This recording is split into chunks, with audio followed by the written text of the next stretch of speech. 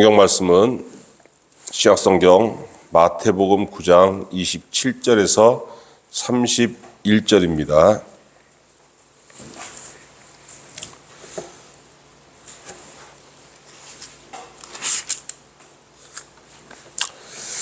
같이 읽겠습니다. 시작. 예수께서 거기서 떠나가실새 두 맹인이 따라오며 소리질러 이르되 다윗의 자손이여 우리를 불쌍히 여기소서 하더니 예수께서 집에 들어가심에 맹인들이 그에게 나아오거늘 예수께서 이르시되 내가 능히 이 일 할 줄을 믿느냐 대답하되 주여 그러하오이다 하니 이에 예수께서 그들의 눈을 만지시며 이르시되 너희 믿음대로 되라 하시니 그 눈들이 밝아진지라. 예수께서 엄히 경고하시되 삼가 아무에게도 알리지 말라 하셨으나 그들이 나가서 예수의 소문을 그 온 땅에 퍼뜨리니라. 아멘. 마태복음 9장 18절에서 26절까지는 주님이 회당장 야이로의 딸이 죽으니까 그 딸을 살리신 기사입니다. 죽은 사람이 살아나는 것은 있을 수가 없는 일이죠. 예나 지금이나. 난리가 난 겁니다. 소문이 그냥 순식간에 확 퍼졌어요. 오늘 본문 말씀 27절에 시작하는데 그 바로 26절에 뭐라고 되어 있습니까? 그 소문이 온 땅에 퍼진지라. 하나님께서, 그러니까 예수님이 사람을 살리신 그 소문이 온 땅에 퍼졌다는 거예요. 자, 그러니까 어떻게 됐겠습니까? 주님이 가실 때에 사람들이 그냥 엄청나게 주님을 따라온 거예요. 근데 그 주님을 따르는 그 많은 무리들 중에서 오늘 본문에 뭐라고 되어 있습니까? 27절에 두 맹인이 따라오며 소경 두 사람이 주님을 따라왔다는 거예요. 유대사회에서 소경, 그리고 나병 환자, 그리고 임신하지 못하는 여자, 불임인 여자, 이 세 부류는 동격으로 취급되었는데 어떻게 동격이냐면은 천벌을 받았다고 사람들이 생각했습니다. 천벌을 받아가지고 앞을 못 받고, 천벌을 받아가지고 나병에 걸렸고, 천벌을 받아가지고 저게 여자로서 임신도 못하지. 사람들이 이런 편견을 가지고 있었어요. 그러니까 여러분, 이 주님을 따라온 이 두 맹인은 유대 사회에서 가장 천대받는 그런 사람 중에 하나였다는 겁니다. 이 사람들이 주님께 뭐라고 간청했습니까? 따라오며 소리질러 이르되 다윗의 자손이여 우리를 불쌍히 여기소서 하고 주님께 소리를 질렀어요. 여러분 생각해 보십시오. 이 사람들만 따랐습니까? 아니잖아요. 엄청나게 많은 무리가 주님을 따라오고 있었지 않습니까? 그런데 그 사람들 중에서 그 주님께 도움을 구할 만한 사람이 이 두 맹인밖에 없었겠습니까? 그렇지 않죠.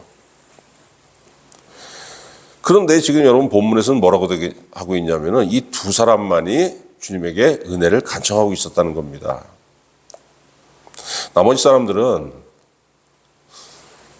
살렸다는데 정말일까? 의심이 되기도 하고 뭔가 있으니까 사람들이 이렇게 구경 나오고 그랬겠지. 뭐 아랫된 굴뚝에 그냥 연기나겠어? 그거 정말인가 아닌가? 죽은 사람 살렸다는 게 정말 이렇게 말이 되는 소린가? 이런 의심 반도 있었고, 저 양반이 그런 양반이니까 뭐가 또 신기한 일을 또 하실래나? 어떤 구경 삼아서 나온 사람들도 많았다는 거예요. 근데 구경 삼아 나온 사람들 중에서 전부 그 사람들은 그냥 처지가 그냥 주님께 도움 하나 그 간구할 거 없이 그냥 처지가 그냥 좋았냐? 그건 아니지 않습니까? 근데 이 두 맹인만 지금 주님께 간구하고 있는 거예요. 여러분 한번 생각해 보십시오. 그 많은 사람 중에서 이 두 소경만 주님께 은혜를 간구하고 있습니다. 왜 그럴까? 차이가 뭘까? 사람들은 이 두 맹인을 뭐라고 생각했습니까? 유대 사회에서 가장 천대받는 자들. 왜? 하나님께 천벌을 받았으니까 앞을 못 보는 거지. 저것들이 인간이 아니야. 저것들은 저주받은 것들이야. 근데 여러분, 이 두 맹인은 마음은 그렇지 않았어요. 영혼은. 그때 좀 예수님 뭐라고 합니까? 다윗의 자손이 우리를 불쌍히 여겨주소서 이렇게 간구하고 있지 않습니까? 여러분 이런 고백이 어디서 나왔겠습니까? 이사야 35장 5절에 보니까 이사야 선지자가 이런 예언을 한 게 있습니다. 그때 맹인의 눈이 밝을 것이며 못 듣는 사람의 귀가 열릴 것이라. 언제? 메시아가 오실 때, 그리스도가 이 땅에 오시면은 너희 맹인들이 보게 될 것이고 너희 귀머거리가 듣게 될 거야. 이 성경 구절을 아는 거예요. 그래서 여러분 마음속에 어떤 열망이 있었겠습니까? 믿음이 아예 없는 사람이라면 이런 생각 안 하겠지만은 믿음이 있다면은 사람들이 뭘 생각합니까? 내가 믿는 하나님께서 전지전능하신 분인데 내 이 망가진 처지를 한 말씀만 해주시면 내가 살아날 수 있는데, 한 말씀만 해주시면 내가 다시 살 수 있는데, 한 말씀만 해주시면 내가 소생할 수 있을 텐데 안 해주시나? 내 옆에 계신다면 해주실 텐데, 내 옆에 계신다면 내가 간청할 수 있을 텐데. 이런 마음을 여러분 누구나 가지고 있지 않겠습니까? 믿음이 있다면은. 지금 소경들이 바로 그런 믿음이 있었던 사람들이에요. 왜? 그만큼 처지가 긴박하지 않습니까? 그런 믿음이 있었고 그런 갈급함이 있었던 사람들인데,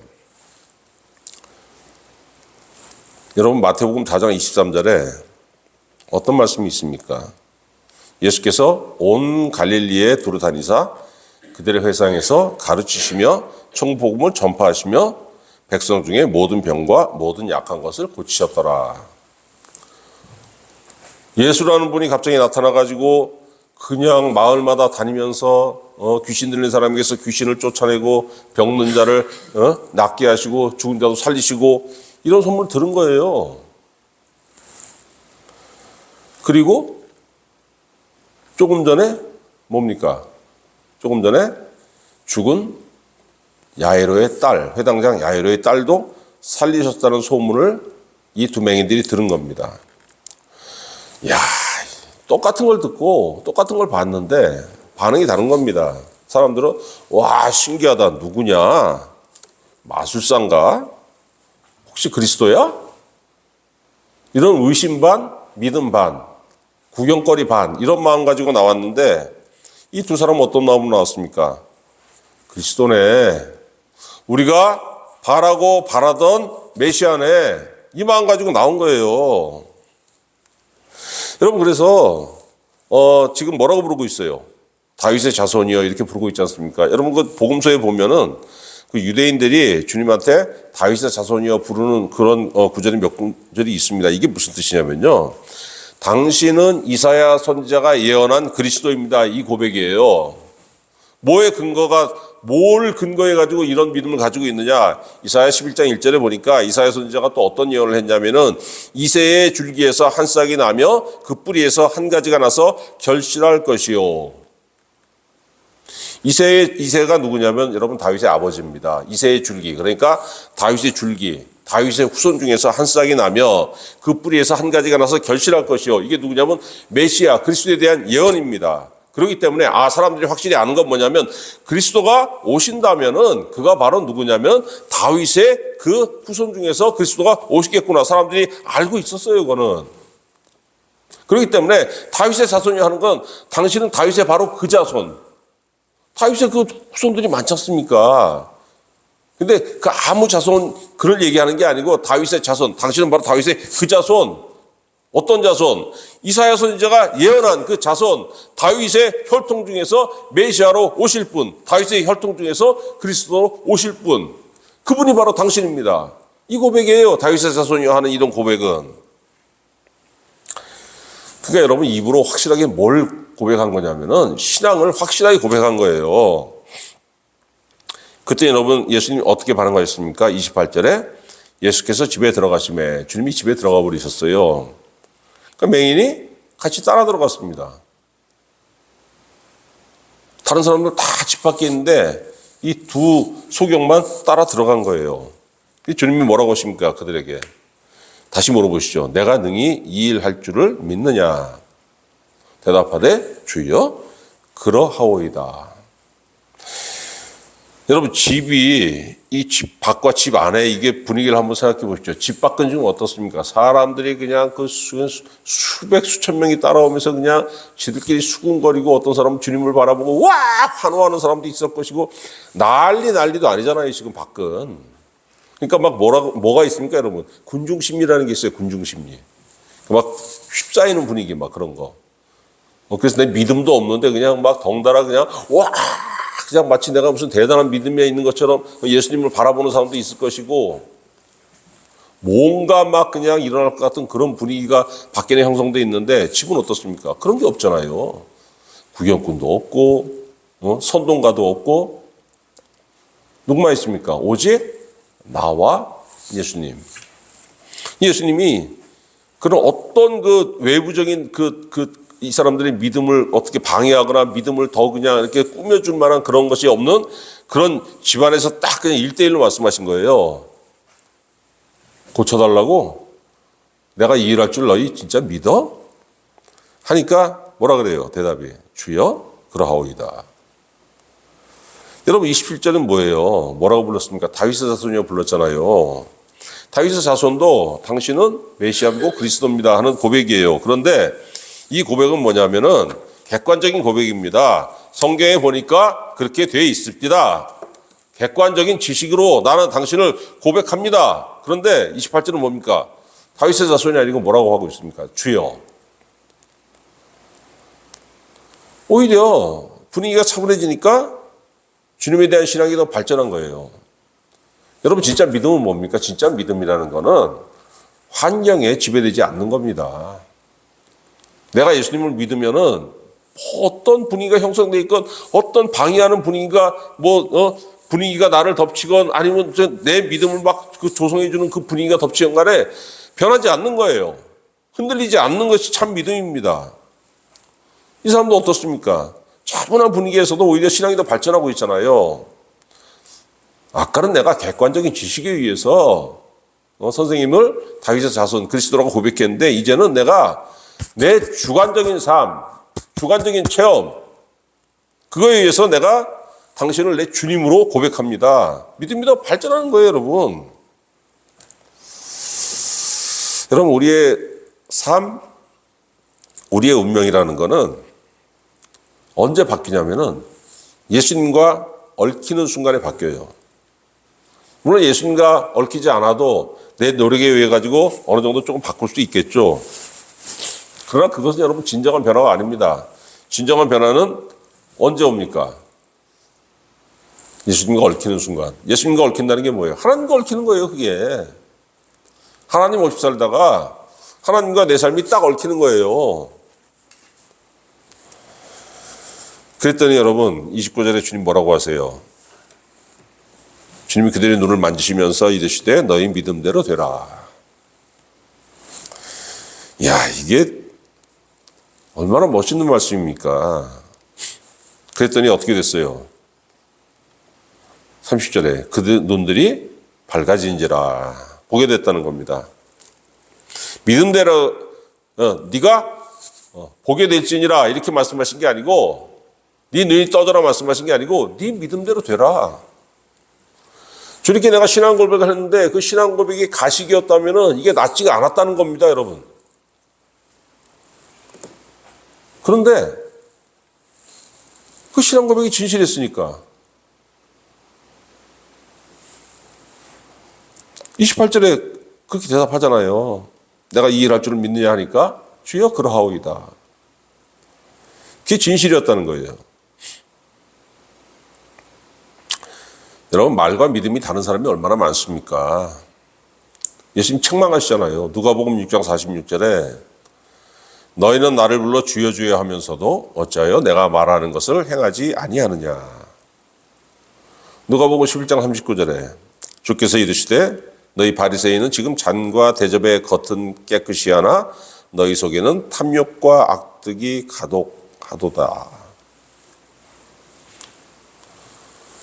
이런 사람들에게 여러분 주님이 네 믿음대로 될지어다 하면 어떻게 됩니까? 눈이 떠지겠습니까? 눈이 떠지는 게 아니라 망하는 역사가 있죠. 망하는 역사. 여러분 이 시간에 한번 자기 자신에 대해서 생각해 보세요. 나는 어떤 사람인지. 깨끗하고 온전합니까? 우리 그렇지 않습니다. 우리는 이 안에 엄청나게 많은 상처를 가지고 있어요. 이런 상처를 오은영 박사처럼 상담하는 사람들도 치료하지만은 근본적인 치료는 어디서 일어나냐면은 예수님을 만났을 때 일어나는 거예요. 예수님을 만났을 때. 그런데 치료되지 않잖아요. 물론 우리 치료된 부분도 있습니다. 그런데 온전히 치료되지 않았기 때문에 우리의 영혼은 어떻습니까? 상처가 나 있어요. 그리고 이 마음은 어때요? 모순됩니다. 모순.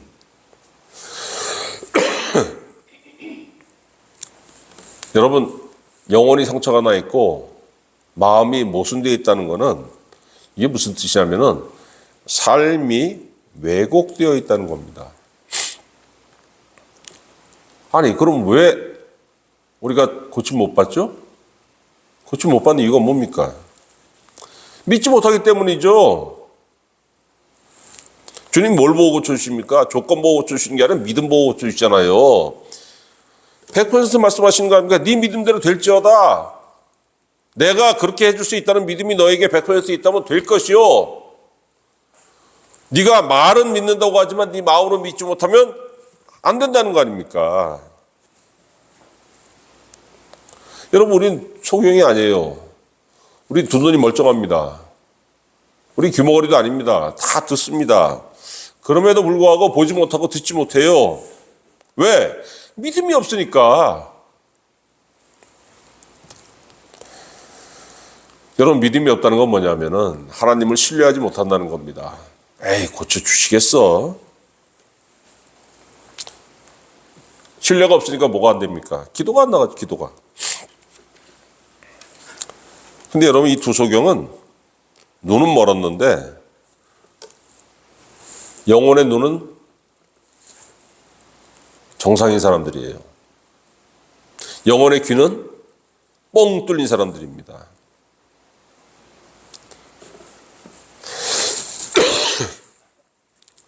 여러분 진리의 말씀을 듣지 못하는 사람들, 진리의 말씀을 들을 귀가 없고 진리의 말씀을 볼 수 있는 눈이 없는 사람들은 환경과 조건에 지배당합니다.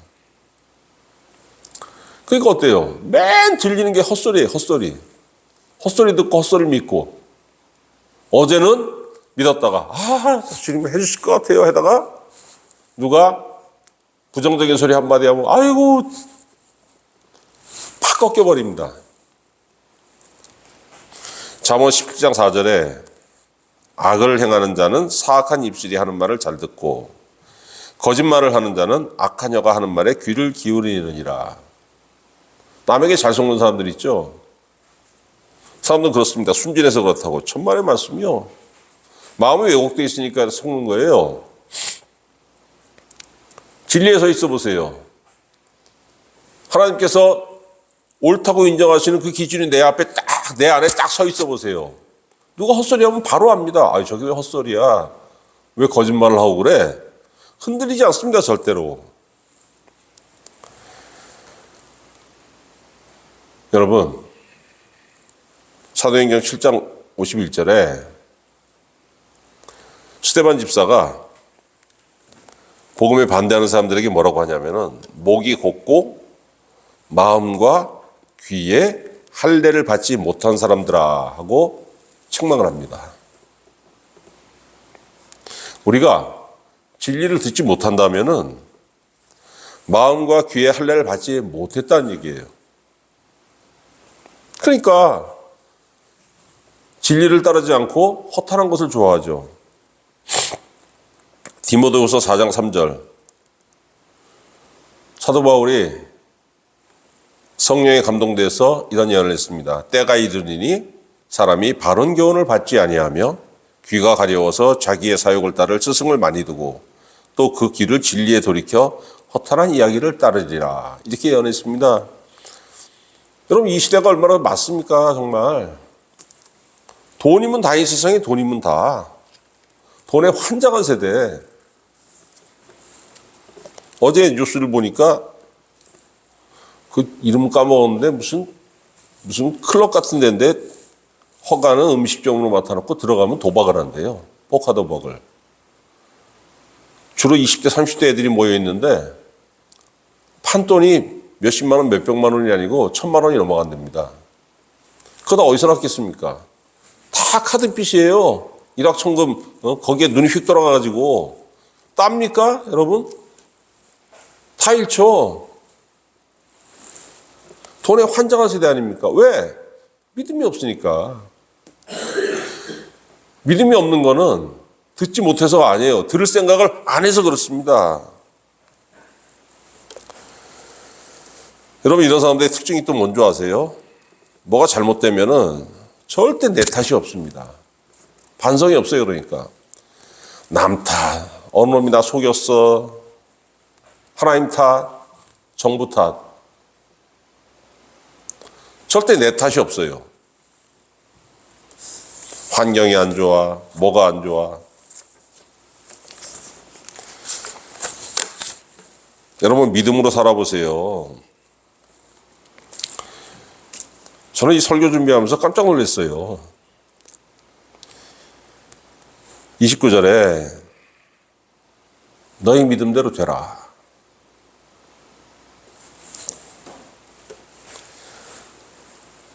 이 두 소경에게만 하신 말씀이 아니고 우리 모두에게 하신 말씀입니다. 제가 드는 생각이, 이 말씀이 내 안에 들어왔으니까 믿음이 잘하기만 하면 되겠구나. 주님이 인정하실 만한 믿음이 있으면 내가 원하시고 하나님께서 내가 원하는 바를 받으실 만한 그 믿음의 부분이 열매를 맺겠구나. 이 생각이 드는 거예요, 여러분. 왜 이 생각을 저만 해야 됩니까? 여러분 해야죠. 다 하나님 앞에 소망이 있잖아요.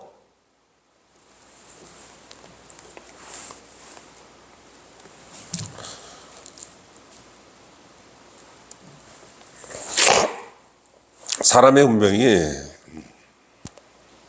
뭐 돈이나 인맥 이런 인간적인 요소에 의해 가지고 뭐 결정된다고 하면은 얼마나 여러분 이거 실망스럽습니까? 이건 금수저들만의 특권이에요.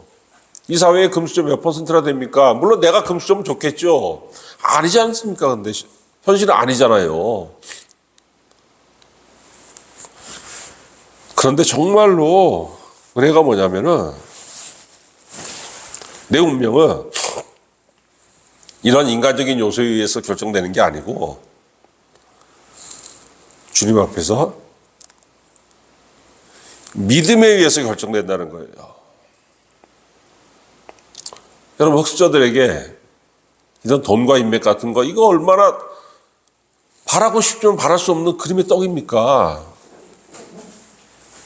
그런데 인생 그럴 필요가 없다는 거예요. 왜? 네 믿음대로 될지어다. 주님 말씀하셨잖아요. 히브리서 11장 6절. 믿음이 없이는 하나님을 기쁘시게 하지 못하나니 하나님께 나아가는 자는 반드시 그가 계신 것과 또한 그가 자기를 찾는 자들에게 상 주시는 이심을 믿어야 할지니라. 믿으라는 겁니다. 그러면은 바라는 대로 된다는 거예요. 여러분, 언제 믿음이 자랍니까? 로마서 10장 17절. 믿음은 들음에서 나며 들음은 그리스도의 말씀으로 말미암았느니라. 예수님이 씨 뿌리는 자의 비유를 베푸시면서 하신 말씀이 있어요. 듣는 사람들에게. 마가복음 4장 9절에 들을 귀 있는 자는 들으라. 들을 귀 있는 자는 들으라. 내가 너에게 천국 비유를 베풀었는데 그 비유를 들으라는 거예요. 왜? 들을 때 뭐가 자랍니까? 믿음이 자라는 거예요. 믿음이 자라는 거. 예수님 말씀을 듣고 받아들이는 자가 있고 예수님 말씀을 들어도 튕겨내는 자가 있습니다. 듣고 받아들인다는 것은 그 말씀을 깨닫는다는 거고 튕겨낸다는 것은 깨달음이 없다는 거예요. 삶이 얼마나 차이 납니까? 마태복음 13장 12절 무릇 있는 자는 받아 넉넉하게 되되 없는 자는 그 있는 것도 빼앗기리라. 있는 자는 말씀의 열매를 많이 맺는 사람이고 없는 자는 열매가 없는 자예요, 여러분. 그럼 뭐예요? 믿음의 분량에 차이가 있으니까 예수님 말씀하신 대로 믿은 대로 될지어다 하실 때 어떤 사람 되고 어떤 사람 안 된다는 거 아닙니까?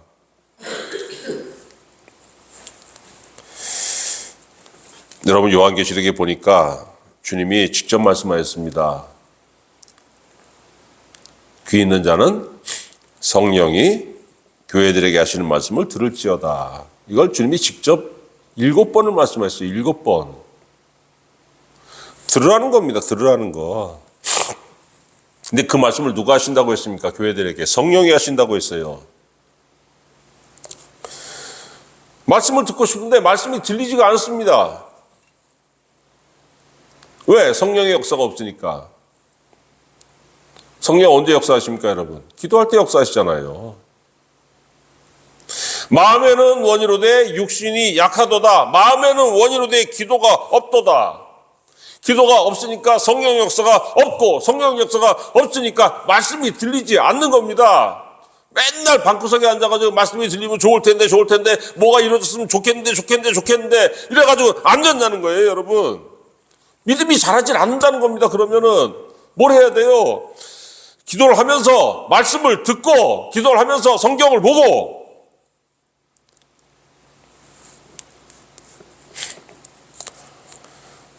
마가복음 9장 23절 예수님 뭐라고 했어요?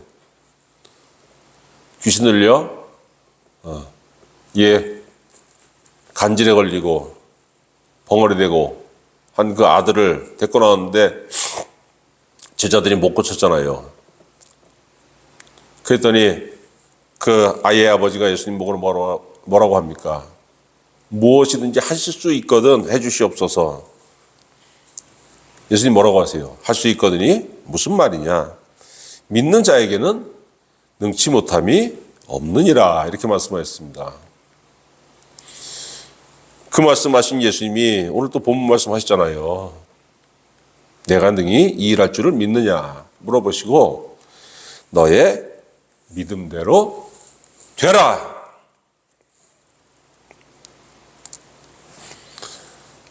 여러분 고쳐주시고 난 다음에 주님 뭐라고 했습니까? 두소경에게 아무에게도 이 일을 알리지 말라 함구령을 내리셨어요. 그런데 이 사람도 그랬습니까? 아니죠. 견디질 못하는 거죠. 이렇게 기쁜 일, 이런 있을 수 없는 일이 내게 일어났는데 이거 어떻게 가만히 있습니까? 돌아다니면서 예수의 소문을 온 땅에 퍼뜨리니까 30절 나오잖아요. 왜 그렇게 삶이 바뀝니까? 주님을 만나면 삶의 관점이 바뀌는 거예요. 삶 자체가 통째로 바뀌는 겁니다.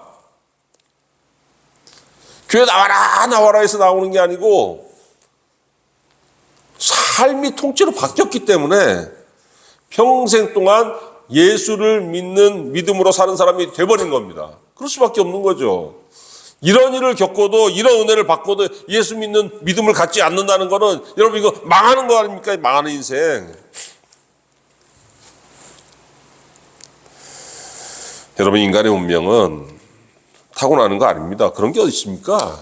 그건 무당 점쟁이를 하는 말 같지도 않은 소리를 믿지 마세요. 그런 거 없습니다, 여러분. 인간의 운명, 물론 환경은 다 다르죠. 돈 많은 부모 밑에 태어나는 사람, 가난한 부모 밑에서 태어나는 사람도 있고, 폭력적인 아버지 밑에서 자란 사람도 있고, 그렇지 않은 아버지 밑에서 자란 사람들, 넓은 곳에서 그 마음껏 뛰놀면서 자란 사람도 있고, 좁고 그냥 협착한 곳에서 그냥 김 못 피고 산 사람도 있고, 환경은 다 다릅니다. 환경에 영향을 받을 수밖에 없는 거예요. 그러나 여러분 그렇다고 해서 내 인생 그것 때문에 결정된 게 아닙니다, 여러분. 인생은 뭐에 의해서 결정됩니까? 믿음으로 주님과 동행하면서 주님의 손을 잡고 살 때 거기서 결정되는 거예요. 왜? 주님 뭐라고 하십니까? 네 믿음대로 되라. 내가 믿음이 100%면 내 믿음대로 될 것이요. 내 믿음이 말은 번지르는데 속이 빈 강정이면, 속빈 강정이면 아무것도 될 것이 없지 않습니까? 믿음대로 되라는 말씀, 믿음이 있는 사람, 믿음을 갖기 원하는 사람, 믿음으로 나아가길 바라는 사람에겐 얼마나 은혜가 되는 말씀이에요. 그런데 믿음이 없어 대충 가면서 에이 뭐 어떻게 되겠지, 이런 사람들에게 뭡니까? 이게 절망의 말씀입니다. 뭐야, 빈깡통이란 얘기 아니야? 사람은 내가 믿는 만큼 내 삶을 갖고 나갈 수 있는 거예요. 여러분, 믿음으로 사시고 믿음이 자라도록 사시고 주님께서 여러분을 바라보시면서 네 믿음대로 될지어다 이 말씀하실 때 여러분이 소망하고 기도하던 것들이 여러분의 삶에서 이루어지고 열매 맺는 은혜의 역사가 있기를 우리 구주 예수 그리스도의 이름으로 축원합니다. 기도하겠습니다. 하나님 아버지, 믿음이 자라도록 우리의 삶을 인도하여 주시옵소서. 기도하게 하시고 말씀 듣게 하시고 기도하게 하시고 말씀 들음으로 인해 가지고 믿음이 자라서 열매 맺게 하여 주시옵소서. 우리 주님께서 우리의 믿음을 보시고 너의 믿음대로 될지어다 말씀하실 때에 그 모든 소망대로 이루어짐으로 인해 가지고 우리가 주님의 은혜 안에서 기뻐하면서 평생도록 주를 믿고 주님을 찬양하면서 주님께서 주신 그 열매로 인하여서 기뻐하는 삶을 살기에 부족하지 않은 성도들이 될 수 있도록 우리 모두에게 은혜로 역사하여 주시옵소서. 감사드리옵고 우리 구주 예수 그리스도의 이름으로 기도하옵나이다. 아멘.